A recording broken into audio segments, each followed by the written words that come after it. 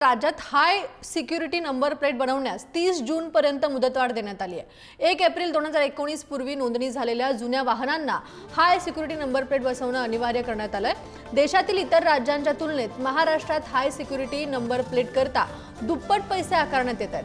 त्यामुळे वाहन चालकांची लूट होत असून ही फसवणूक कशी टाळायची आणि नंबर प्लेट मिळवण्याची अधिकृत प्रक्रिया काय आहे, ठाणे प्रादेशिक परिवहन विभागातून हे डेमोच्या माध्यमातून सविस्तर जाणून घेतलं आमचे प्रतिनिधी निकेश शार्दूल यांनी। समीर सर आहेत, आपण त्यांच्याकडनं जाणून घेऊ। सर, मुदत वाढ तर झालेली आहे, मात्र या नंबर प्लेटच्या माध्यमातून कुठेतरी सायबर फसवणूक वाढत चाललेली आहे। ती टाळण्यासाठी नागरिकांनी किंवा वाहनधारकांनी कशा प्रकारे नोंदणी करणं गरजेचं आहे?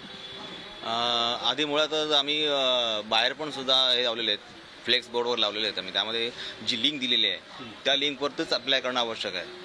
मुळात आता आपण गुगल क्रोमवरती गेलो, समजा गुगलवरती गेलो आपण, तिथं MHHSRP असं टाईप केलं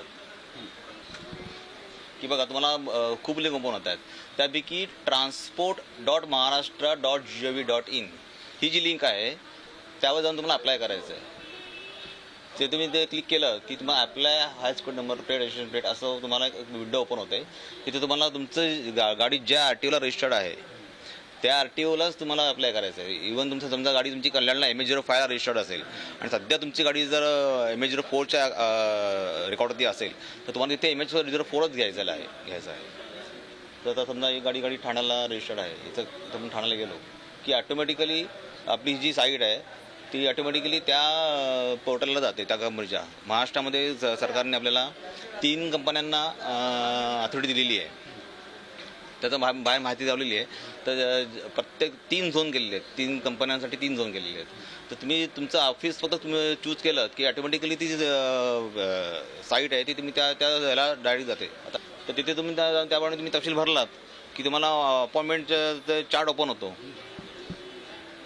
की तिथे त्यावेळेला अवेलेबल असतील अपॉइंटमेंट, तुम्ही त्याप्रमाणे टाईम स्लॉट आणि डेट ऑफ अपॉइंटमेंट तुम्ही घेतलीत की तुम्हाला त्या दिवशी तुम्ही त्या कंपनीकडे कॉल येईल आणि तुमचं फिटमेंट होऊन जाईल। आपण पाहतोय की एजंट देखील वाढलेले आहेत, फसवणूक सायबरच्या माध्यमातून होते। तर नागरिकांनी नेमकं काय करावं, म्हणजे स्वतःहून रजिस्ट्रेशन मुळातच लिंक जेव्हा चूज करतो आपण तिथे फक्त काळजी घेतली पाहिजे की पुढची प्रोसेस इथे ऑटोमॅटिकली होते।